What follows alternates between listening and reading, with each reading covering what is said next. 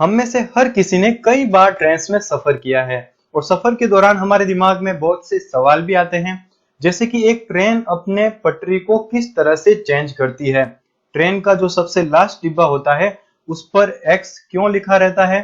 Train की पटरी को बनाने के लिए सरकार को कितने पैसे खर्च करने पड़ते हैं और ट्रेन की पटरी के ऊपर कंकड़ पत्थर क्यों डाले जाते हैं।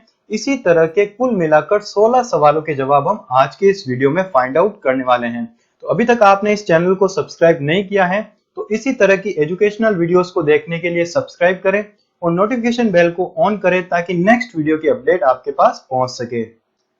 तो सबसे पहले सवाल हमने लिया है कि रेलवे ट्रैक को बनाने के लिए 1 किलोमीटर का कितना खर्च उठाना पड़ता है। तो बाईं ओर वाला जो आप ट्रैक देख रहे हैं, 1 नंबर ट्रैक, इसे कहा जाता है सिंपल ट्रैक या फिर साधारण ट्रैक। उसी के साथ दूसरे टाइप का ट्रैक होता है जिसे कहा जाता है इलेक्ट्रिक ट्रैक, यानी कि यहाँ पर ट्रैक के पास पास में इलेक्ट्रिक सप्लाई के पोल्स भी लगे होते हैं ताकि यहाँ पर इलेक्ट्रिक ट्रेन भी चल सके। ठीक है, तो इतना तो आप अनुमान लगा सकते हैं कि जो सिंपल ट्रैक है उससे ज्यादा खर्चा यहाँ पर इलेक्ट्रिक ट्रैक्स को बनाने में आएगा। तो सिंपल ट्रैक के 1 किलोमीटर को बनाने के लिए यहाँ पर सरकार को अराउंड 20 करोड़ रुपए का खर्चा करना पड़ता है। और उसी के साथ यहाँ पर इलेक्ट्रिक ट्रैक की बात करें तो 1 किलोमीटर का खर्चा अराउंड यहाँ पर 21 करोड़ रुपए पड़ता है, यानी कि सिंपल ट्रैक से 1 करोड़ रुपए का यहाँ पर ज्यादा खर्चा होता है। उसी के साथ अगर बात करें हाई स्पीड ट्रेन की, जैसे कि बुलेट ट्रेन, इनके ट्रैक को बनाने के लिए 1 किलोमीटर का खर्चा अराउंड 100 करोड़ से लेकर 140 करोड़ का आता है। तो आप देख सकते हैं कि सरकार जब ट्रेन के लिए ट्रैक्स बनाती है तो उसको कितना अधिक पैसा खर्च करना पड़ता है। अब हम बात करते हैं उस चीज के बारे में जिसके ऊपर ट्रेन चलती है, यानी कि ट्रैक के बारे में। ट्रैक दो टाइप के हैं। जो फर्स्ट वाला ट्रैक है वो पुराने जमाने का है। पुराने जमाने में इस तरह के ट्रैक का उपयोग किया जाता था, जबकि वर्तमान समय में इस टाइप के ट्रैक का उपयोग किया जाता है। अब हम कुछ टर्म्स को जान लेते हैं। जो ये लोहे की पटरी होती है इसको कहा जाता है इंग्लिश में रेल, जबकि हम आम बोलचाल की भाषा में ट्रेन को ही रेल नाम से पुकारते हैं, जबकि रेल का मतलब क्या होता है, पटरी। और पटरी को जिसके ऊपर कसा जाता है, पुराने जमाने में पटरी को लकड़ी के ऊपर कसा जाता था, वर्तमान समय में कंक्रीट के ऊपर कसा जाता है। इनको कहा जाता है स्लीपर्स। ठीक है, यानी कि जो पटरी होती है उसको स्लीपर्स के ऊपर कसा जाता है। अब ऐसा क्यों हुआ कि पुराने जमाने में लकड़ी का इस्तेमाल करते थे और वर्तमान में यहाँ पर कंक्रीट या फिर सीमेंट के स्लीपर्स का इस्तेमाल करने लगे? इसके पीछे एक रीजन है, क्योंकि जब बारिश हुआ करती थी तो ये लकड़ी के स्लीपर्स सड़ जाते थे और खराब हो जाते थे और बार बार इन्हें चेंज करना पड़ता था।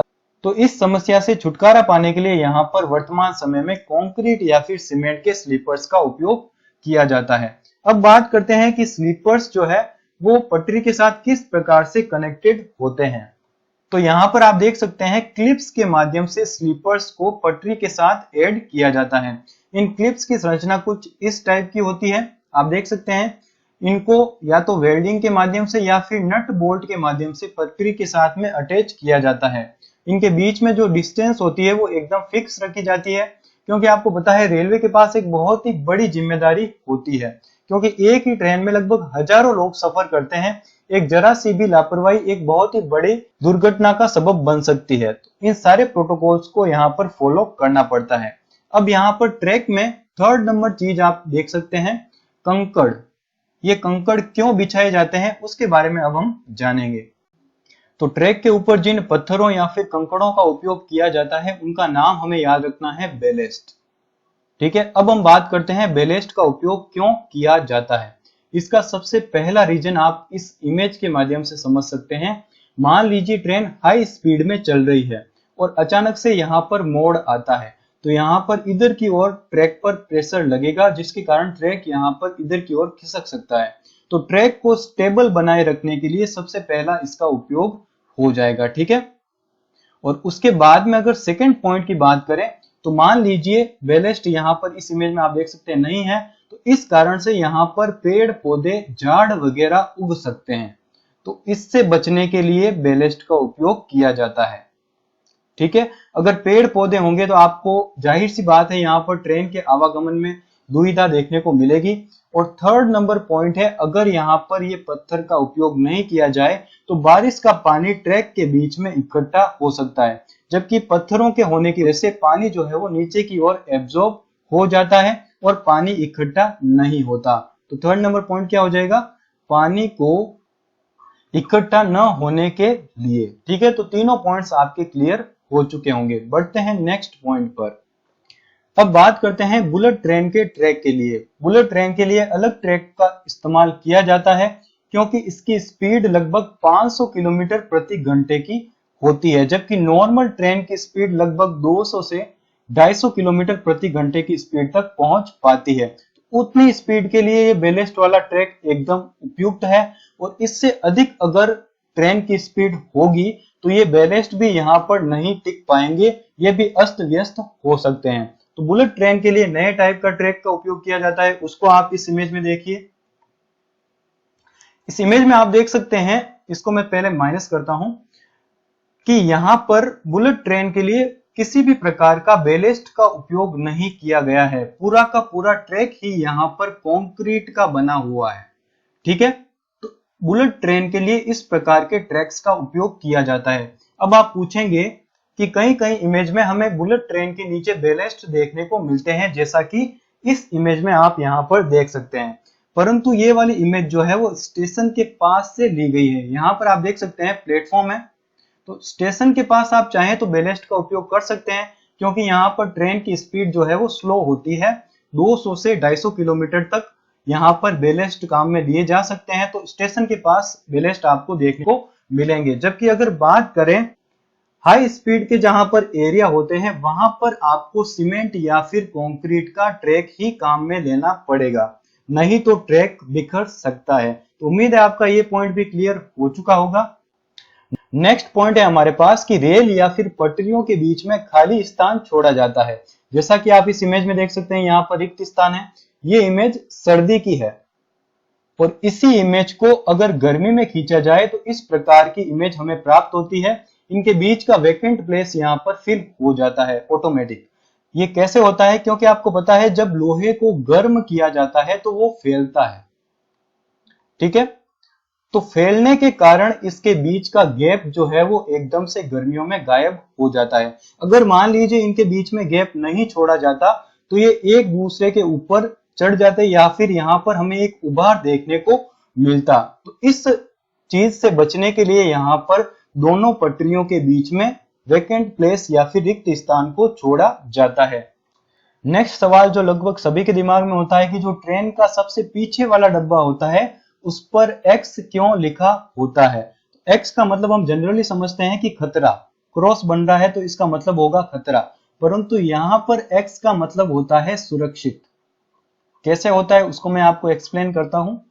मान लीजिए कोई ट्रेन जंगल वाले इलाके से गुजर रही है, इसी ट्रेन का आप एग्जांपल लीजिए, ये जंगल वाले इलाके से होकर गुजर रही है और किसी कारणवश इसके पीछे वाले दो डब्बे यहीं पर जंगल में छूट जाते हैं, अलग हो जाते हैं। तो आगे वाले इंजन में तो पता नहीं चलेगा कि पीछे वाले डब्बे पीछे छूट चुके हैं। तो आपको पता होगा कि रेलवे ट्रैक के पास में यहाँ पर पीले रंग के मकान बने होते हैं जिनमें रेलवे कर्मचारियों को अपॉइंट किया जाता है। तो इनका काम होता है किसी भी रेल के बारे में जानकारी प्रोवाइड करना। तो ये कर्मचारी देखेगा कि इस रेल के पीछे वाले डब्बे पर तो एक्स लिखा हुआ नहीं है, तो इसका मतलब इसके कुछ डिब्बे जो है वो पीछे छूट चुके हैं या फिर ट्रेन में कोई दुर्घटना घटित हुई है। तो इस जानकारी को जुटाने के लिए ट्रेन के पीछे वाले डब्बे पर एक्स का मार्क लगाया जाता है। तो उम्मीद है आपका ये डाउट क्लियर हो चुका होगा। नेक्स्ट पॉइंट है हमारा इस जाली के बारे में। कई लोगों ने इस जाली को देखा होगा। इसका नाम होता है ट्रेन पावर वार्निंग सिस्टम, और शॉर्ट में इसे कहा जाता है TPWS। तो इसका मेन काम क्या होता है इस पॉइंट में हम सीखेंगे। मान लीजिए इस ट्रैक के ऊपर से कोई ट्रेन गुजर रही है जिसकी स्पीड 250 किलोमीटर प्रति घंटा है, और इससे कुछ किलोमीटर की दूरी पर आगे की ओर रेड सिग्नल है, यानी कि ट्रेन को रुकना है। तो लोको पायलट को मान लीजिए पता नहीं है, ट्रेन जो चलाता है उसे कहा जाता है लोको पायलट, तो उसे इन्फॉर्म करने का काम ये जाली करती है। जब ट्रेन इसके ऊपर से गुजरती है तो ये उसकी स्पीड को नोटिस करती है, और अगर स्पीड जो एप्रोप्रिएट नहीं होती है, उचित नहीं होती है, तो ये यहाँ से सिग्नल लोको इंजन में प्रोवाइड कराती है, ट्रेन के इंजन में भेजती है। कि आप अपनी स्पीड को कम कीजिए क्योंकि आगे की ओर रेड सिग्नल है। यानी कि ट्रेन के पावर के बारे में वार्निंग करती है, इस कारण से इसे कहा जाता है ट्रेन पावर वार्निंग सिस्टम। अगर ट्रेन की पावर अधिक होगी तो उसकी स्पीड भी अधिक होगी, तो इस पावर को कंट्रोल करने के लिए यानी कि स्पीड को कंट्रोल करने के लिए ये जाली वार्निंग देती है। तो इसका काम आप समझ चुके होंगे। अब हम बात करते हैं ट्रैक के साइड में लगे व्हाइट कलर के पत्थरों के बारे में, जिसके ऊपर कुछ अंक लिखे होते हैं। इनका क्या काम होता है उसको समझिए। मान लीजिए इस पटरी के ऊपर से कोई ट्रेन गुजर रही है और लोको पायलट को यहाँ पर कुछ डैमेज देखने को मिला है। ठीक है, अब इसको ठीक करवाना है और ये पूरा जंगल का इलाका है, तो यहाँ पर लोकेशन को फाइंड करने के लिए इस प्रकार के पत्थर लगे होते हैं। लोको पायलट यहाँ पर कंट्रोल रूम को फोन करेगा और कहेगा कि 41/8 नंबर लोकेशन पर मुझे कुछ डैमेज देखने को मिला है, वहां पर जाकर आप उस डैमेज को क्लियर कीजिए। तो यहां पर इन पत्थरों का क्या काम हो गया, लोकेशन को बताना। ठीक है, अब हम बात करते हैं कि प्लेटफॉर्म पर रुकने से पहले ट्रेन को कौन कौन से रूल्स को फॉलो करना पड़ता है। अगर ट्रेन इन रूल्स को फॉलो न करे तो यहाँ पर हजारों लोगों की जान जा सकती है। इनको समझना हमारे लिए सबसे ज्यादा जरूरी है। उसके लिए इस डायग्राम पर आइए। इस इमेज में आप देखिए, मान लीजिए आगे की ओर एक स्टेशन है, ठीक है, और ये अलग अलग जो पटरियां आप देख रहे हैं वो अलग अलग प्लेटफॉर्म पर पहुंच रही है। यहां पर आप दो स्ट्रेट पटरियां देख सकते हैं, इनको कहा जाता है मेन लाइन यानी कि मुख्य पटरी। इन लाइंस से वे ट्रेन गुजरती है जो इस स्टेशन पर नहीं रुकेगी, यानी कि जो सुपर फास्ट ट्रेन होती है वो मेन लाइन से होकर गुजरती है। और वे ट्रेन जो इस स्टेशन पर रुकने वाली है उनको स्टेशन मास्टर पटरी को चेंज करके जो प्लेटफॉर्म खाली होता है वहां तक पहुंचाता है। पटरी चेंज करने का काम किसका होता है, स्टेशन मास्टर का। वो पटरी चेंज करके जो प्लेटफॉर्म खाली होता है वहां तक ट्रेन को पहुंचाता है, यानी कि इससे आगे का काम होता है स्टेशन मास्टर का। अब आप पूछेंगे कि जो मेन लाइन होती है वहां पर किसका काम होता है, यहां पर काम होता है ब्लॉक मास्टर का। ठीक है, तो ब्लॉक मास्टर स्टेशन तक ट्रेन को पहुंचाता है और स्टेशन मास्टर अपने हिसाब से देखता है कि कौन सा प्लेटफॉर्म खाली है, उसके हिसाब से ट्रेन को वहां तक पहुंचाता है। अब यहां पर एक बहुत ही बड़ी दिक्कत आ सकती है अगर सभी काम ढंग से ना हो। मान लीजिए कोई ट्रेन मेन लाइन से होते हुए यहां पर लूप लाइन से प्लेटफॉर्म की ओर जा रही है और किसी कारणवश इसका कुछ हिस्सा मेन लाइन पर छूट जाता है और एक सुपर फास्ट ट्रेन यहां से होकर गुजरने वाली होती है उसी समय, तो यहां पर एक बहुत ही बड़ी दुर्घटना देखने को मिल सकती है। तो इससे बचने के लिए क्या किया जाता है कि जहां से लूप लाइन स्टार्ट होती है, मान लीजिए यहां से स्टार्ट होती है, तो यहां पर व्हाइट कलर के पत्थर लगे होते हैं। वो पत्थर कैसे दिखाई देते हैं उसको एक बार देखिए। लोकेशन आप देख चुके हैं, जहां से लूप लाइन स्टार्ट होती है वहां पर वे पत्थर लगे होते हैं। अब उनकी आकृति आप एक बार देख लीजिए। कुछ इस टाइप के पत्थर होते हैं, उन पर लिखा होता है फॉलिंग मार्क और कहीं कहीं पर लिखा जाता है FM शॉर्ट में। ठीक है, तो जो ट्रेन का सबसे पिछला डिब्बा होता है, मान लीजिए यहां पर ट्रेन का पिछला डिब्बा है और यहां पर फॉलिंग मार्क है, तो यहां पर जो गार्ड होता है वो देखता है कि अभी तक फॉलिंग मार्क आगे है। वो लोको पायलट को मैसेज भेजता है कि ट्रेन को थोड़ा सा और आगे लो। तो यहां पर जब ट्रेन पहुंचती है, यानी कि फॉलिंग मार्क के जब ट्रेन अंदर आ जाती है, तो सिचुएशन अंडर कंट्रोल होती है, वो एकदम परफेक्ट स्टॉप होता है ट्रेन का। ठीक है, तो इस हिसाब से ट्रेन को दुर्घटना होने से बचाया जाता है। अब बात करते हैं कि फ्लैगमैन का क्या काम होता है। आपने प्लेटफॉर्म पर कई बार किसी व्यक्ति को हाथ में झंडी पकड़े देखा होगा, तो इसके काम को समझिए। मान लीजिए ये ट्रेन यहां से गुजर रही है और यहां पर इस फ्लैगमैन का काम होता है ट्रेन के पहियों पर नजर रखना। अगर किसी भी प्रकार की दिक्कत इनको देखने को मिलती है तो ये दूसरे हाथ में लाल झंडी पकड़ कर रखते हैं। लाल झंडी ऊपर करने पर यहाँ पर लोको पायलट जो है वो ट्रेन को रोक देता है और उस कमी को दूर कर दिया जाता है। अगर भी नहीं होती तो ये हरी झंडी पकड़ कर रखते हैं और लोको पायलट को लगता है कि सब कुछ ठीक है और ये ट्रेन को यहाँ से लेकर चले जाते हैं। अब बात करते हैं रात की। रात में तो ये झंडी दिखाई देगी नहीं, तो इसके लिए यहाँ पर ये फ्लैगमैन जो है वो एक टॉर्च को हाथ में रखता है। व्हाइट टॉर्च की मदद से ये पहियों पर नजर रखता है। और एक तो आप इस फ्लैगमैन के पूरे वर्क को समझ चुके होंगे।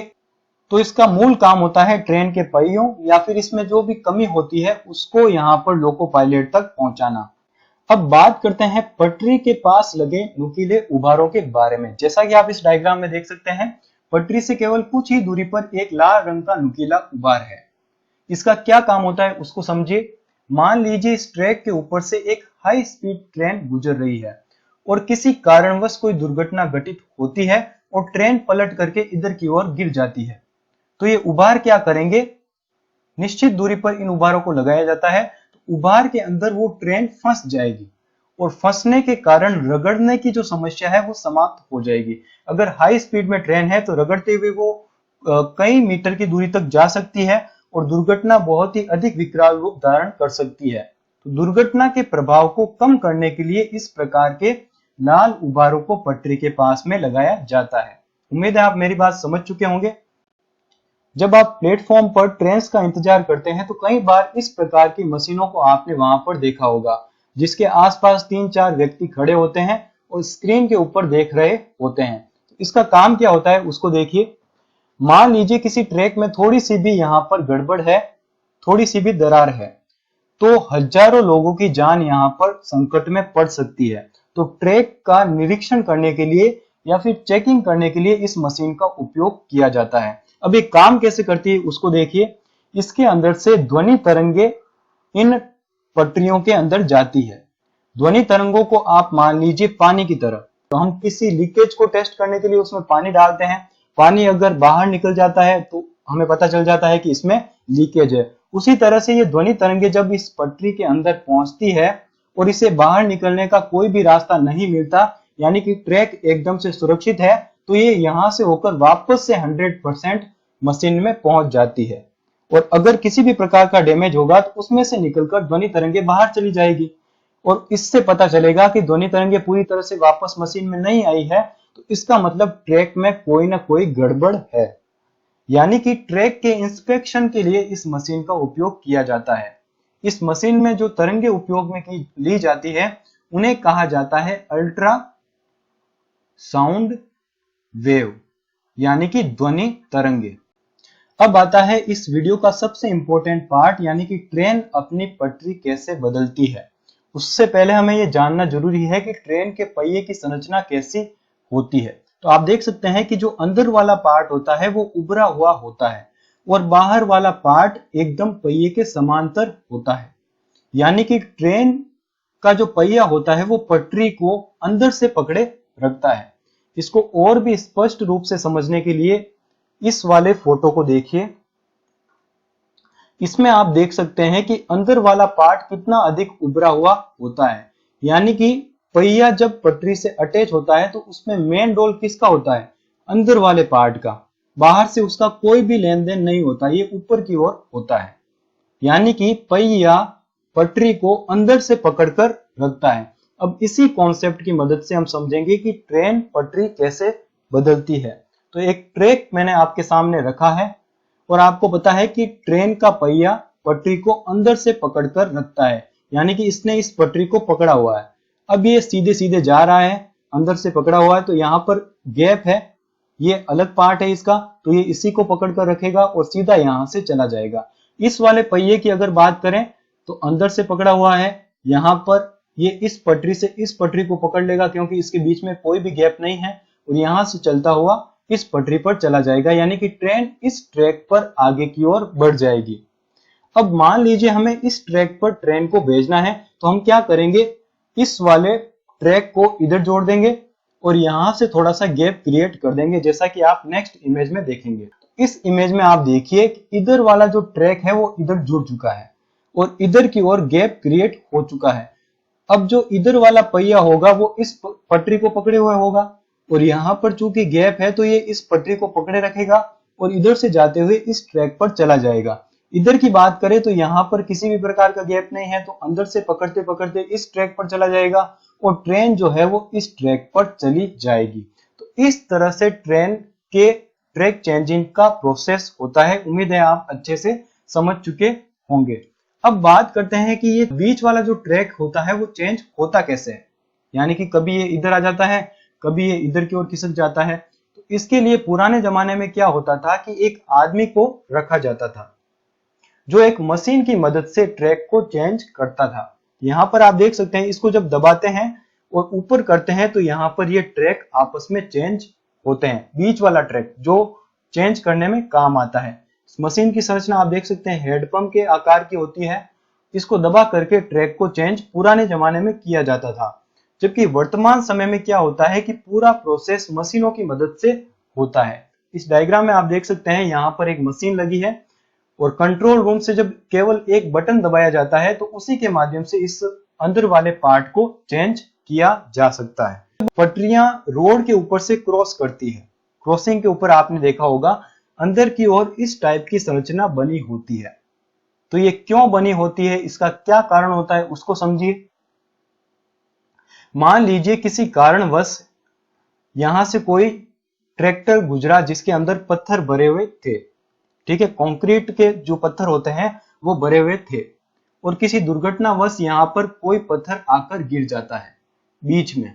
और मैंने आपको बताया था कि ट्रेन का पहिया जो है वो पटरी को अंदर से पकड़कर रखता है। तो यहाँ पर अंदर से आते आते यहाँ पर मान लीजिए पत्थर है तो ये पहिया एकदम से ऊपर होगा और बहुत ही बड़ी दुर्घटना यहाँ पर देखने को मिलेगी। तो इससे बचने के लिए यहाँ पर क्या करते हैं कि अंदर की ओर एक प्रकार की ज्यामिति लोहे की सेट कर दी जाती है ताकि इन दोनों के बीच में जो भी कचरा हो वो समय समय पर साफ किया जा सके।